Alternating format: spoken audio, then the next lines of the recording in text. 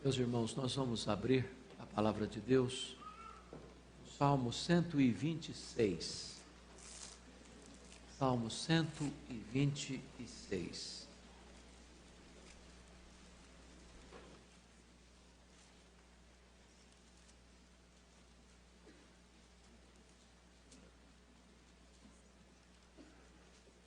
Salmo 126. Está escrito o seguinte: quando o Senhor restaurou a sorte de Sião, ficamos como quem sonha. Então a nossa boca se encheu de riso e a nossa língua de júbilo. Então entre as nações se dizia: grandes coisas o Senhor tem feito por eles. Com efeito, grandes coisas fez o Senhor por nós, por isso estamos alegres. Restaura, Senhor, a nossa sorte, como as torrentes no Neguebe. Os que com lágrimas semeiam, com júbilo ceifarão. Quem sai andando e chorando enquanto semeia, voltará com júbilo, trazendo os seus feixes. Amém. Eu quero hoje pensar e meditar com você sobre o tema, o clamor por um tempo de restauração. Eu estou seguro disso, fazendo um diagnóstico honesto da nossa vida, da nossa família, da nossa igreja, da nossa denominação, do nosso ministério. Todos nós haveremos de concordar que nós estamos precisando de restauração. Estou convencido disso, que nós não estamos sendo tudo aquilo que Deus requer que sejamos. Nós não estamos usufruindo tudo aquilo que Deus dispôs para nós usufruirmos. Nós não estamos sendo tudo aquilo que Deus ordenou que sejamos. Em outras palavras, nós precisamos de restauração. E esse texto ele é tão relevante, e ele é tão urgente, e ele é tão oportuno, porque ele trata disso. Percebam vocês que o salmista trata de 3 assuntos essenciais aqui. Os versos 1 a 3, ele está fazendo uma volta ao passado, uma visão do retrovisor, olhando que nós temos uma história de salvação para contar, um passado de glória. Se você olhar comigo no verso de número 4, ele já não olha para trás mais, já não é uma retrospectiva mais, ele pousa os seus olhos no presente, e aqui temos um desafio. O presente a enfrentar é um grande desafio, porque é um presente de crise. Mas se você notou comigo, os versos 5 e 6 já mudam de novo o cenário. Ele não olha para trás, ele não olha o presente, ele faz um levantamento de olhar para o futuro. E aqui temos um investimento a fazer, um futuro de promessa. Então esse texto tem 3 verdades: um passado de glória, um presente de crise e um futuro de promessa. Por que nós podemos esperar restauração? Porque o Deus que fez é o Deus que faz. Se Ele fez ontem, se Ele restaurou a nossa sorte ontem, Ele pode restaurar a nossa sorte hoje. E se Ele é poderoso para restaurar a nossa sorte hoje, a nossa jornada deveria ser uma semeadura audaciosa para que tenhamos uma colheita venturosa. Então, com isso em mente, eu chamo a sua atenção para nós olharmos algumas lições desse texto. Primeiro, as maravilhas que Deus fez ontem devem nos motivar a buscar a Deus com mais fervor hoje. E aqui eu chamo a sua atenção para os versos 1 a 3. Vejam vocês que ele está olhando para o passado e diz: quando o Senhor restaurou a sorte de Sião. É claro que esse texto remete à libertação do amargo cativeiro babilônico. Quando Judá, o povo de Deus, viveu 70 anos num cativeiro. E agora Deus interfere na história, desbanca o poderoso império babilônico, levanta um novo império no cenário mundial. E já o profeta Isaías, há 200 anos antes, tinha chamado Ciro de servo de Deus, aquele que haveria de abrir o caminho para que o povo judeu retornasse à sua cidade de Jerusalém, para reconstruir o muro, o templo, os muros, e recomeçasse a sua caminhada. É muito importante entender, irmãos, que nós olhamos para trás e vemos também na nossa vida um tempo de restauração. Nós estávamos perdidos e fomos achados. Nós estávamos mortos e recebemos vida. Nós éramos filhos da ira, hoje somos filhos amados. Nós estávamos condenados e hoje estamos justificados. Nós estávamos indo para um abismo e hoje peregrinamos rumo ao céu. Essa é a nossa história. Mas preste bem atenção, nós não vivemos apenas de história. Nós não vivemos apenas de história. Nós somos uma igreja histórica, mas nós não moramos no passado. E nós precisamos entender isso. O Deus que fez é o Deus que volta a fazer. E o Deus que fez e faz é o Deus que nos dá a esperança de que fará novamente amanhã. Então eu chamo a sua atenção para alguns pontos que quero destacar. Primeiro, a intervenção de Deus é maior do que a nossa expectativa. Olha o verso 1 comigo. Quando o Senhor restaurou a sorte de Sião, ficamos como quem sonha. Eles não esperavam isso. Ou eles não esperavam tudo isso. Ou eles não esperavam tão rápido. Ou eles não esperavam com essa proporção. Quando Deus foi, agiu e quebrou o jugo e trouxe-os de volta, eles ficaram como que boquiabertos, pasmos, estupefatos, numa linguagem como quem sonha.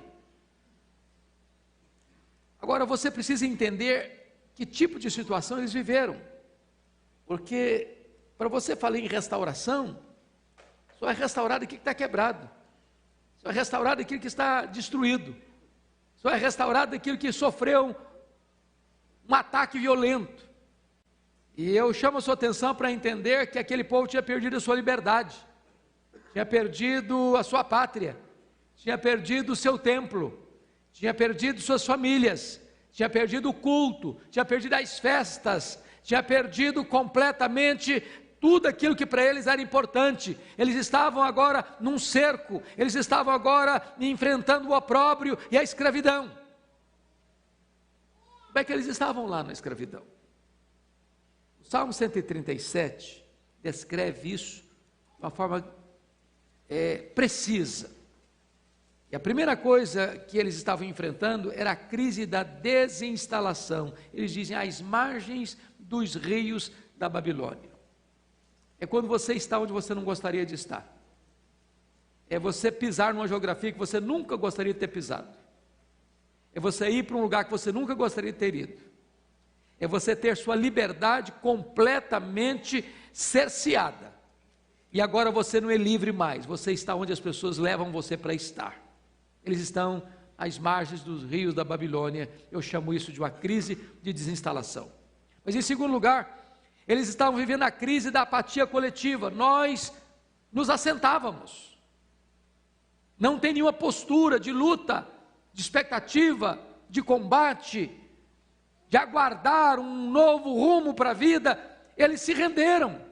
Eles se capitularam, eles estão assentados, todos apáticos, todos sem esperança, todos capitulados a um total desespero. é um desânimo crônico, é a morte da esperança, é a aposta de que a crise é imutável, é aceitar o caos. Mas em terceiro lugar, eles estão vivendo a crise da melancolia. Diz o texto, nós nos assentávamos e chorávamos. Eles não assentavam para planejar, eles não se assentavam para orar, eles não se assentavam para refletir sobre o que estava acontecendo, eles estavam completamente rendidos ao choro, o coral do gemido, a orquestra do lamento, a sinfonia do soluço. Era isso que eles estavam vivendo.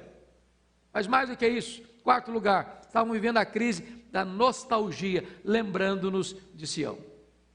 Estão olhando para trás, que perderam o que tinham, a saudade, mas nenhum plano, nenhum projeto, nenhuma expectativa, nenhum objetivo de ver alguma coisa nova acontecendo, apenas olhando para trás, amargos com o presente, porque não largaram o passado. E vejam vocês, que a Bíblia diz que eles não cantavam os cânticos de Sião, eles dependuraram suas harpas. Mas em último lugar, eles estavam vivendo a crise da mágoa incurável. Quando você termina o Salmo 137, eles estão olhando para frente, eles estão dizendo assim, ó filho da Babilônia, feliz é aquele que pegar uma pedra, esmagar a cabeça de seus filhos. Quando eles olham para o futuro, não tem perdão, não tem graça, eles querem sangue, eles querem vingança, eles estão magoados, eles estão feridos. Prestem bem atenção, irmãos, que eles estão vivendo um terrível momento de cerco e de escravidão. O que Deus faz? Deus desbanca Nabucodonosor, aquele rei megalomaníaco que saqueou, invadiu, destruiu Jerusalém. Deus arranca o camarada do trono mais alto da terra e o manda comer capim com os animais. Depois, Deus pega esse poderoso e megalomaníaco império e o entrega nas mãos de um outro império. E agora este novo rei, o Ciro, resolve abrir as portas do cativeiro e deixar esse povo voltar para sua terra, para sua nação, para reconstruir o seu país, para renovar os seus sonhos, para retornar à sua realidade espiritual. E quando eles enxergam todo esse panorama, eles disseram em coro, quando o Senhor restaurou a sorte de Sião, nós ficamos como quem sonha, como quem sonha. Essa é a primeira coisa que esse texto nos ensina. Mas vejamos uma segunda coisa. A intervenção de Deus produz alegria indizível. Veja comigo o versículo 2. Então a nossa boca se encheu de riso, e a nossa língua de júbilo. Vejam vocês, que lá atrás, o que eles estavam fazendo? Chorando. E agora, como é que eles estão? Sorrindo, com alegria, com entusiasmo. E sabe, irmãos, Deus é o Deus que ainda hoje, também na nossa vida, transforma choro em alegria, transforma lamento em louvor, transforma o vale de lágrimas num verdadeiro manancial. O Deus que agiu ontem é o Deus que age hoje, na nossa vida também.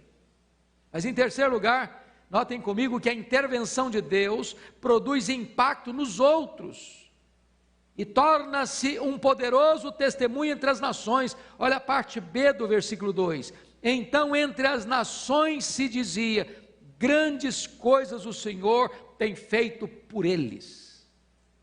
Quando Deus opera poderosamente, libertadoramente, milagrosamente na nossa vida, isso não fica preso no reduto da experiência pessoal, isso transborda, isso transpira, isso se projeta para outras pessoas.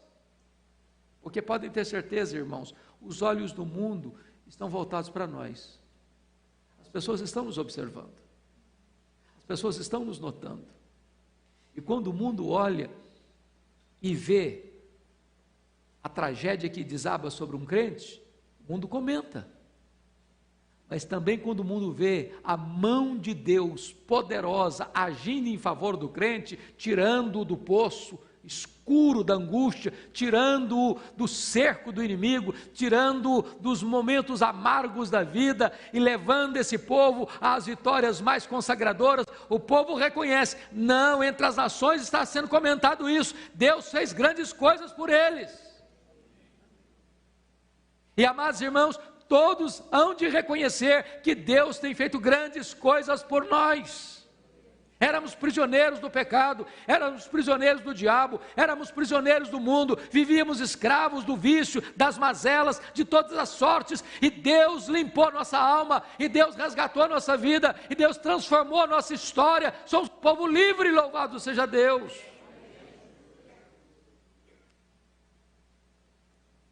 Mas ainda, quarto lugar, a intervenção de Deus gera em nosso coração um reconhecimento sincero.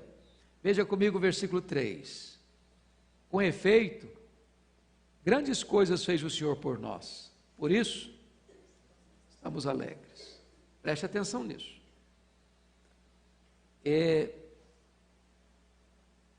Há um risco muito grande de nós recebermos grandes intervenções de Deus e colocarmos tudo isso no campo do território do comum, do natural, e acharmos, é isso mesmo.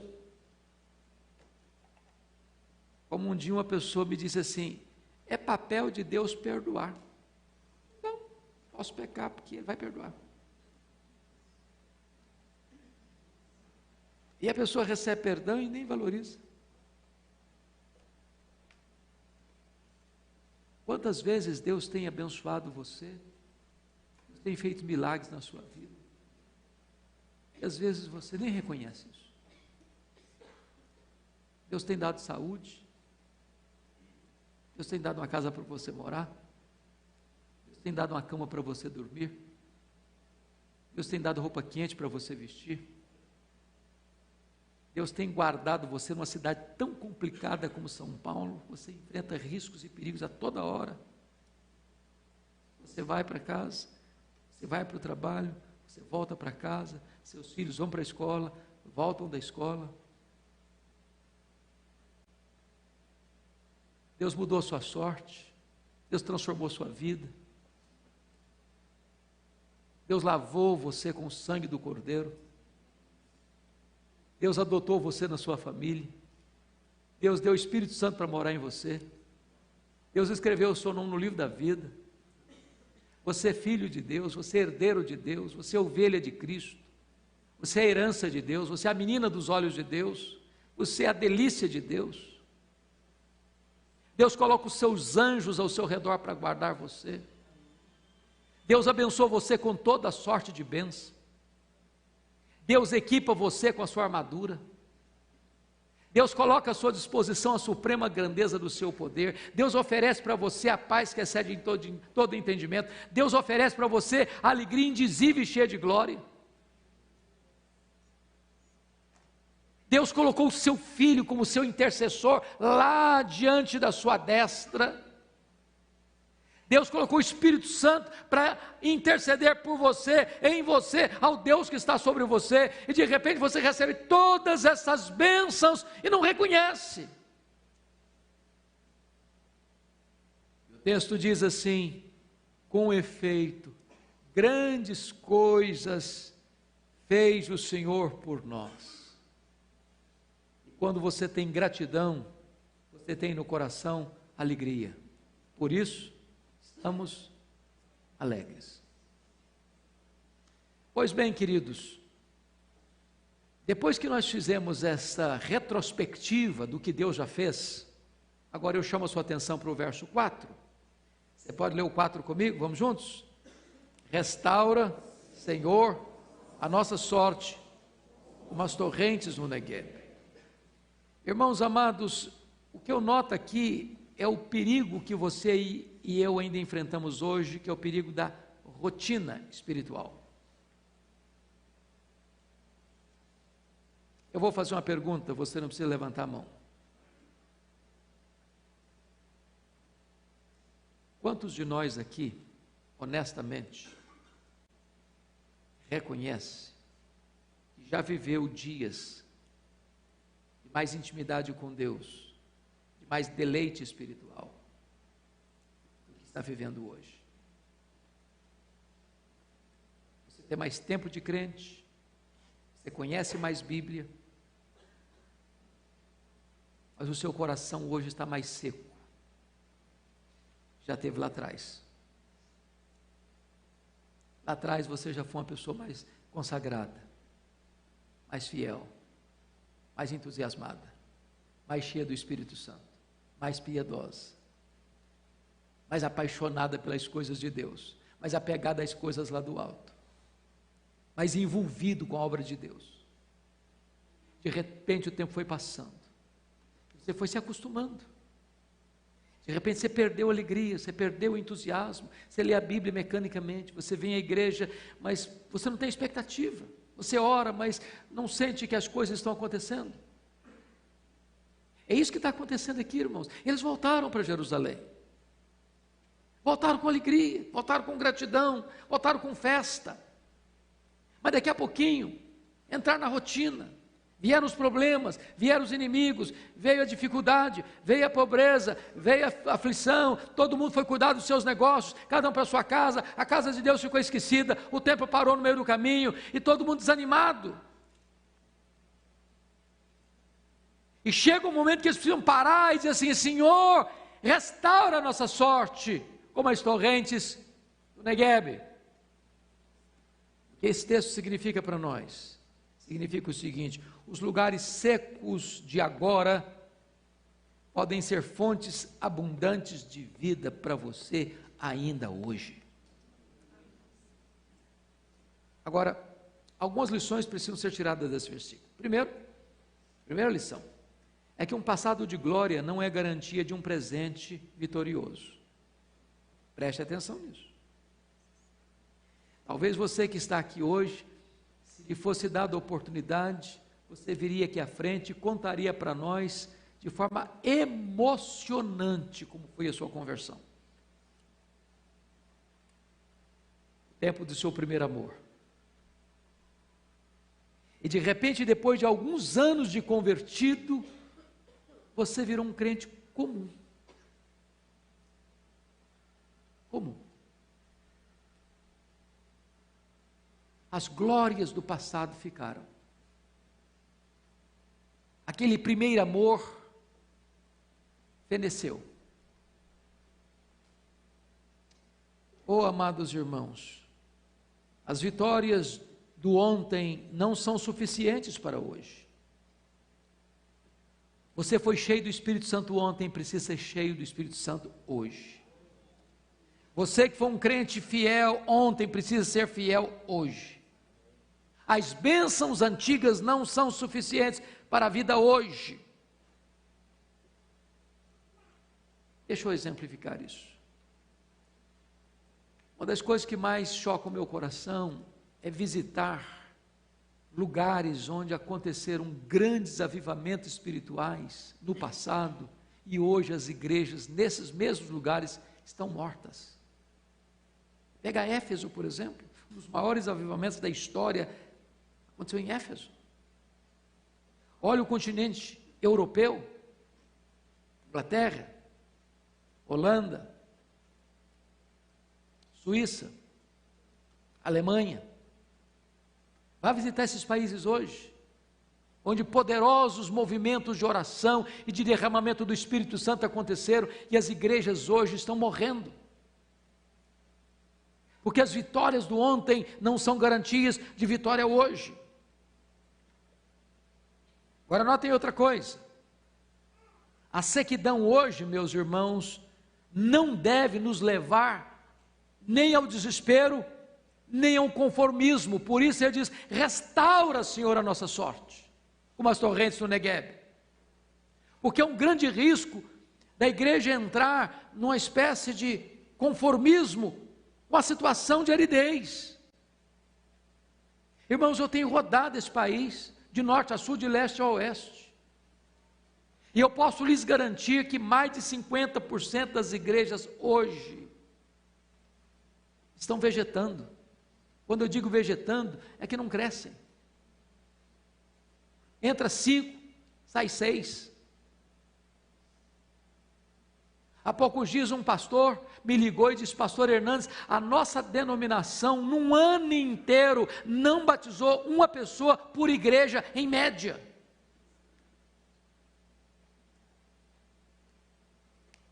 Pessoas que entraram nesta zona cinzenta do conformismo com aridez. Se contenta apenas com um culto no domingo, um culto na quarta-feira, e se não vai ninguém também, é porque o povo não está animado, é porque tem muito trabalho, é porque tem muita desculpa, porque tem muita coisa, e as pessoas estão se conformando com isso. Entra ano, sai ano, não entra ninguém, não chega ninguém, não evangeliza ninguém, não se converte ninguém, mas também não tem vontade de sair para falar de Cristo para ninguém.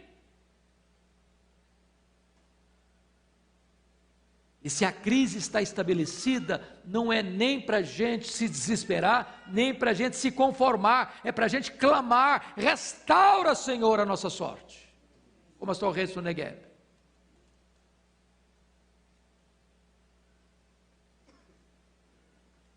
Sabe, amados, eu penso que é hora da gente começar a clamar a Deus, como Elias clamou, lá no Carmelo.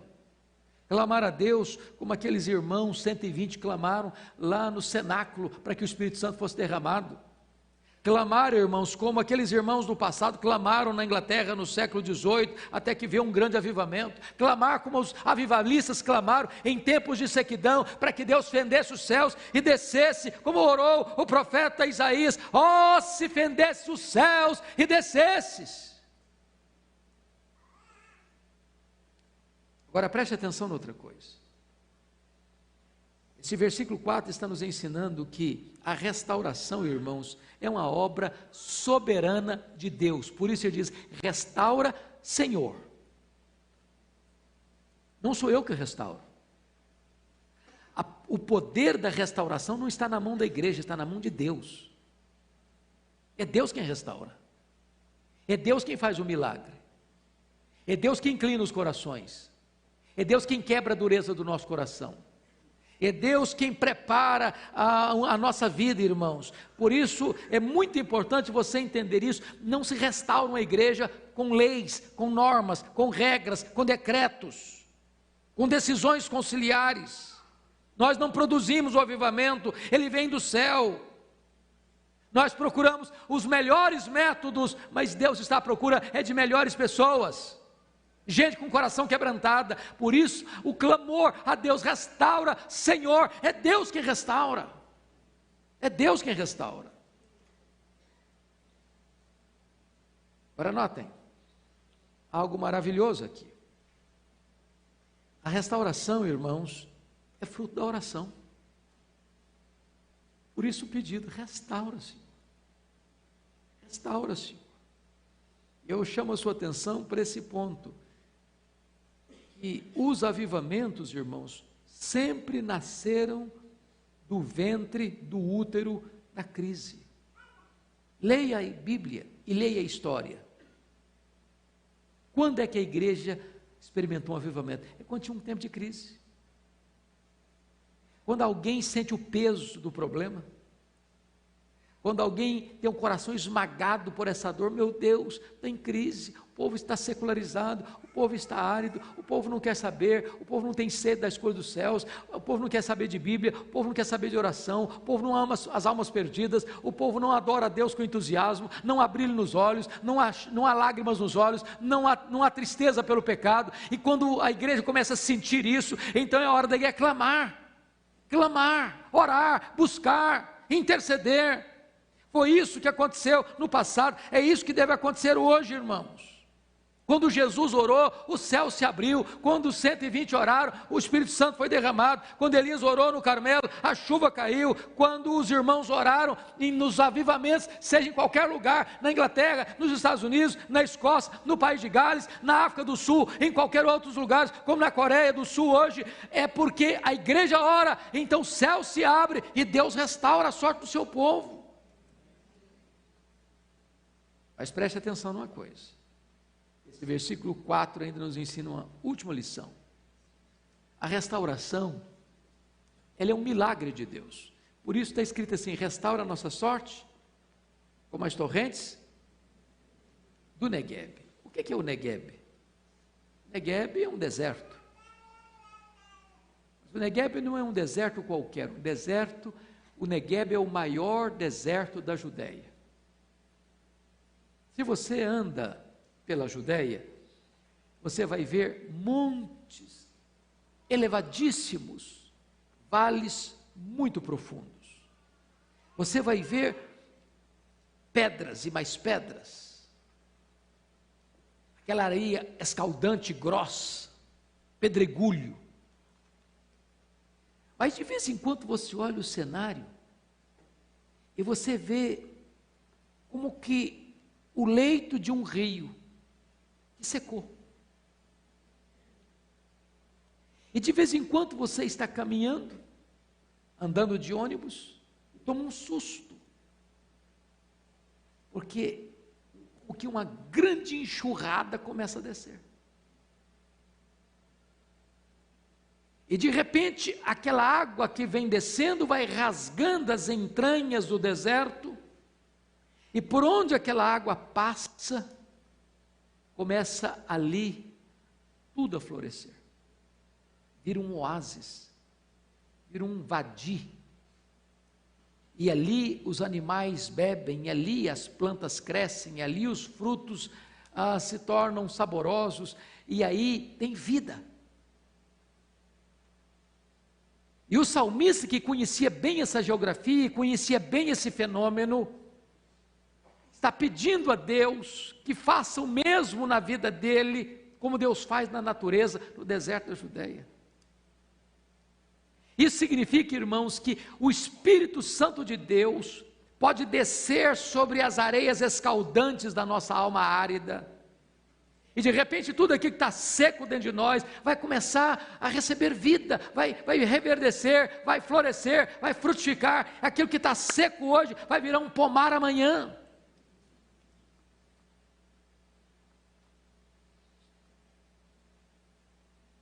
A primeira vez que eu fui a Israel, em 1986, nós cruzamos o deserto do Saara, entramos no deserto do Sinai, e então atravessamos a fronteira de Israel.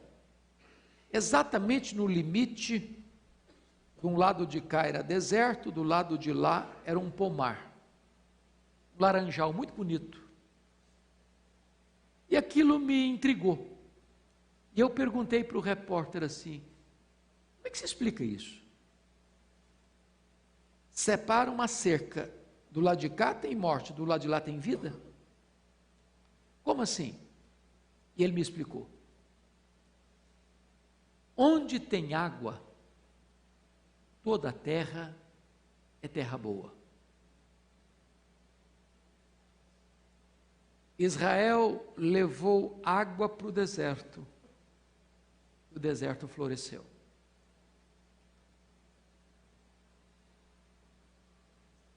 A Bíblia diz assim: porque derramarei água sobre o sedento, torrente sobre a terra seca, derramarei meu espírito sobre a tua posteridade, e minha bênção sobre os teus descendentes, e brotarão como ervas, um salgueiro junto às correntes das águas.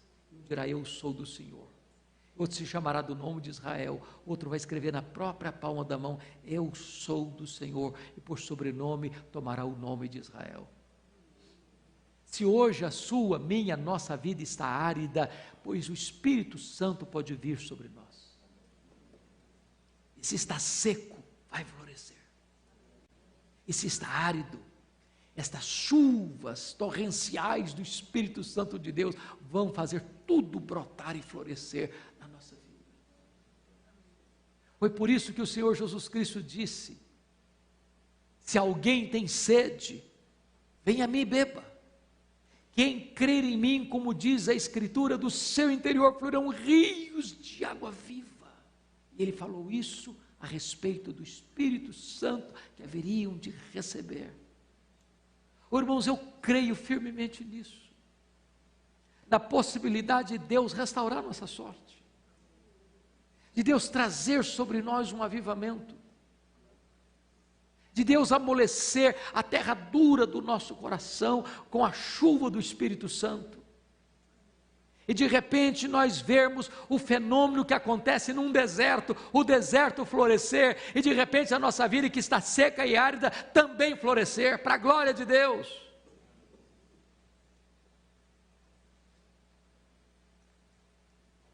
Mas eu quero concluir trazendo o último ponto. Olhamos para o passado nos versos 1 a 3. Olhamos para o presente no verso 4. Passado de glória, presente de crise. Mas se vocês observaram a leitura, os versos 5 e 6, agora a tônica não é mais passado nem presente, mas é futuro. Se nós tratamos de um passado de glória, se nós tratamos de um presente de crise, nós veremos agora um futuro de promessas. E o ponto aqui é: a semeadura com lágrimas é prelúdio certo de colheitas abundantes. Nós devemos tratar o trabalho árduo da semeadura como prelúdio certo de colheitas abundantes. Agora preste atenção comigo no verso de número 5: os que com lágrimas semeiam, com júbilo ceifarão. Quem sai andando e chorando enquanto semeia, voltará com júbilo, trazendo seus feixes. Primeira coisa que eu chamo a sua atenção, queridos irmãos, é que a semeadura é dinâmica. A semeadura é dinâmica. Eu disse ontem aqui num dos cultos da igreja, e nós mudamos a dinâmica da igreja. A dinâmica da igreja é centrífuga. Hoje nós estamos transformando a igreja numa dinâmica centrípeta. A igreja deve ir lá fora onde as pessoas estão. Hoje nós queremos que os pecadores venham onde nós estamos. Os profetas saíram, os apóstolos saíram, Jesus saiu, João Batista saiu. O ministério é lá fora. Não tem território mais evangelizado, irmãos, do que os nossos templos. E onde as pessoas estão, não tem evangelho. Nós estamos pescando em águas rasas, enquanto as águas profundas estão lá com grandes cardumes. Mas nós não estamos indo lá. Pega uma cidade como São Paulo, com multidões e multidões, e nós estamos bem confortavelmente instalados nos nossos templos. E a primeira coisa que esse texto está dizendo é que você precisa sair. Para você semear, você tem que sair. Você tem que sair e você tem que andar. Tem que gastar mais as solas dos seus sapatos do que o assento dos seus bancos. Mas você tem que sair, você tem que andar, e às vezes você terá que também chorar. Quem sai andando e chorando. Agora preste atenção noutra coisa. Quem semeia, semeia com as mãos. Aqui eu quero chamar a atenção de vocês para um sermão que não é de um pastor, não é de um missionário evangélico protestante, mas de um padre mundialmente conhecido, chamado Antônio Vieira.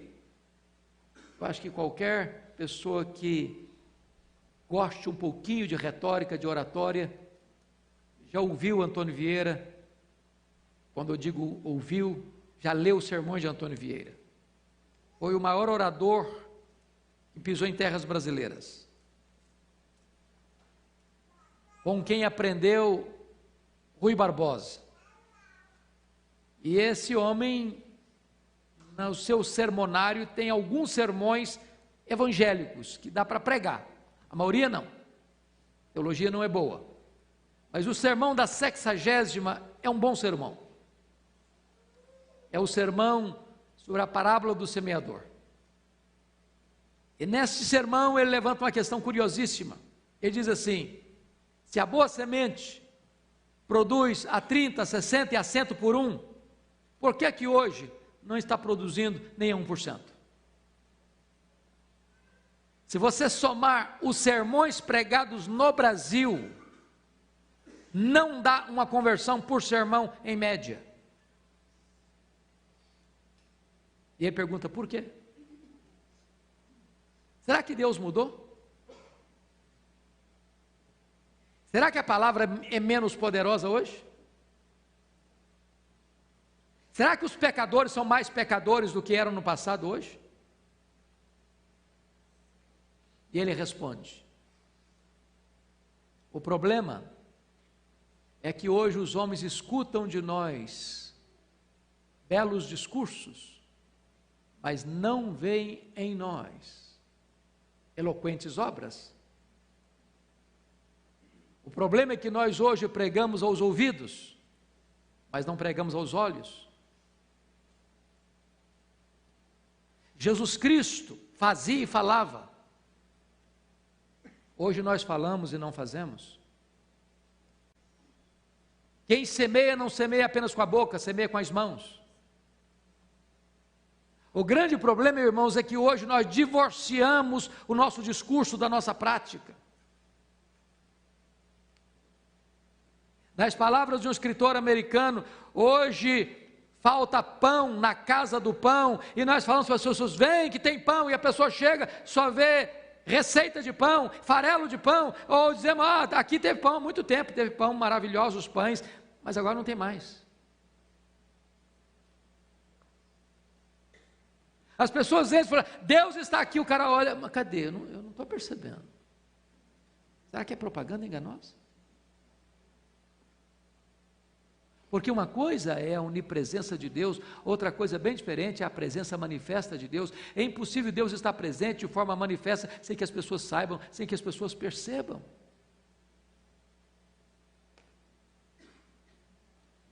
Agora notem mais, irmãos. Nós precisamos regar o solo duro com as lágrimas. Quem sai andando e chorando enquanto semeia. Preste atenção nisso. Jesus chorou. Paulo chorou. Os homens de Deus choraram. E hoje nós pregamos com o coração seco demais, com os olhos enxutos demais. Quando William Booth, do Exército da Salvação, enviou missionários para vários lugares do mundo, alguns deles responderam mais tarde, tira-nos daqui, esse campo é muito seco, é muito árido, as pessoas não se convertem aqui, já usamos todos os métodos e nada acontece. E então ele respondeu para esses missionários, então, experimentem chorar. Experimentem chorar. Eu pergunto a você, qual foi a última vez que você chorou por alguém? Por causa da dureza do seu coração.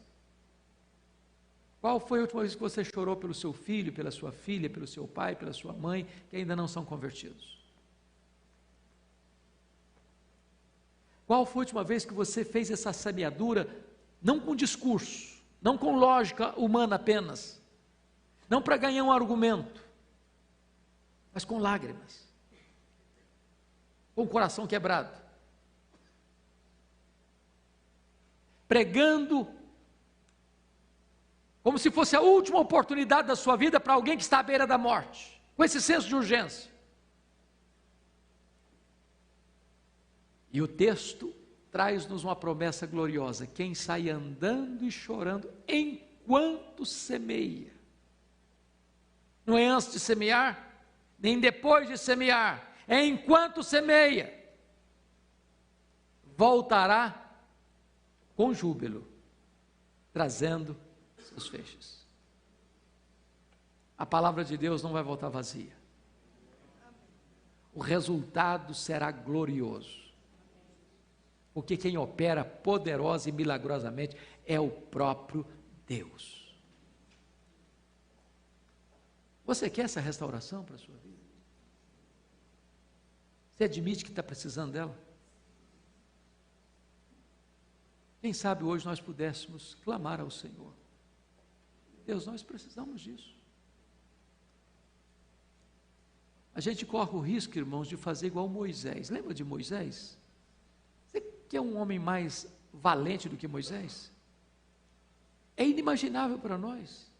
O Império Egípcio era o maior império do mundo. Deus pega o camarada, está 40 anos no deserto, com as mãos calejadas, com a pele tostada.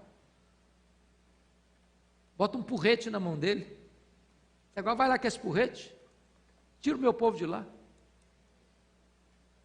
Não é loucura isso? E ele enfrenta Faraó, e ele enfrenta os deuses do Egito, ele enfrenta a violência dos exércitos do Egito. Este homem não se verga diante das ameaças. Mas diz o apóstolo Paulo, este homem extremamente valente, um dia não foi ousado. Ele se acovardou. E sabe o que está escrito na Bíblia? Lá em 2 Coríntios capítulo 3. Por que ele não foi ousado? Como ele não foi ousado? Foi quando ele subiu o Monte Sinai. Quando ele desce do Monte Sinai, o rosto dele brilhava. A glória de Deus refletia do rosto dele. As pessoas não podiam mirar para ele. Sabe o que ele fez? Para que as pessoas pudessem se aproximar dele, ele botou um véu. Só que houve um dia que Moisés começou a perceber uma coisa. Aquele brilho foi apagando. Aquela glória foi sumindo. Ele podia tirar o véu, que não tinha mais glória. Sabe o que ele fez? Continuou com o véu. Para que as pessoas pensassem que havia glória ainda no rosto dele. Nesse dia ele se acovardou. Ele não foi ousado. Agora pensem comigo na repetição dessa cena hoje. Quando tantas vezes as pessoas pensam que tem glória, e aí a gente bota um véu, a gente bota uma máscara, a gente aparenta ser o que não está sendo, passa uma imagem de piedoso, de santo, de consagrado, de plenitude do Espírito, aprende cacuetes, frases de efeito, gestos, trejeitos, manias. E de repente as pessoas olham, olha que gente piedosa, olha que crente, cheio do Espírito Santo. O linguajar foi todo aprendido, os gestos foram todos bem elaborados, a glória já foi embora, mas o véu continua. Ô irmão, será que você e eu hoje não estamos precisando de restauração? Você quer isso? Vamos pedir isso ao Senhor? Restaura, Senhor, a nossa sorte. As torrentes, Negueb. Vamos ficar em pé.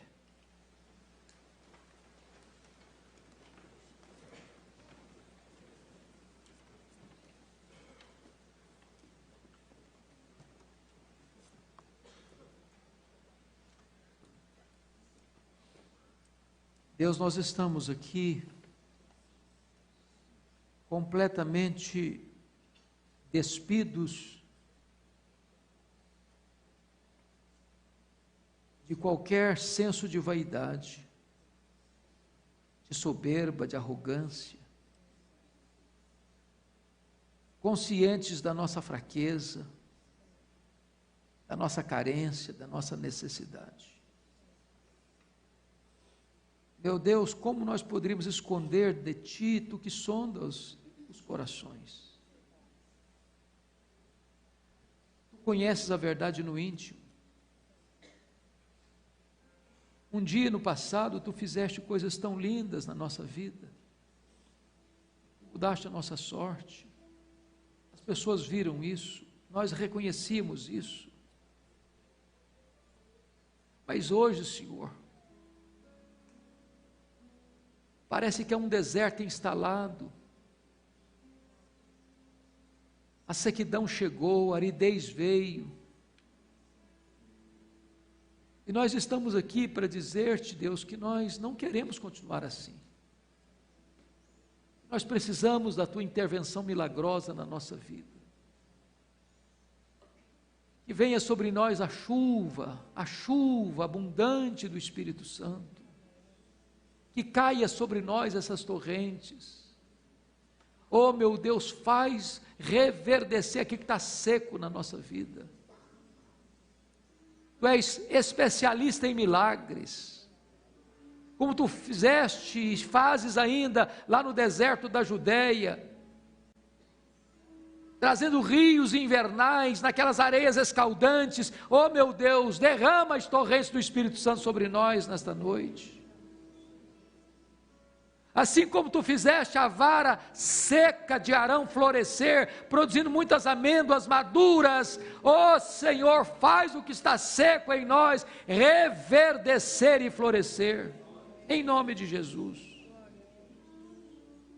E não nos deixes acomodados, meu Deus, num religiosismo formal, sem vida, mas dá-nos coragem para sair, dá-nos coração quebrantado para chorar, dá-nos disposição para andar, mas dá-nos alegria também de voltar com os feixes, com os frutos abundantes dessa semeadura.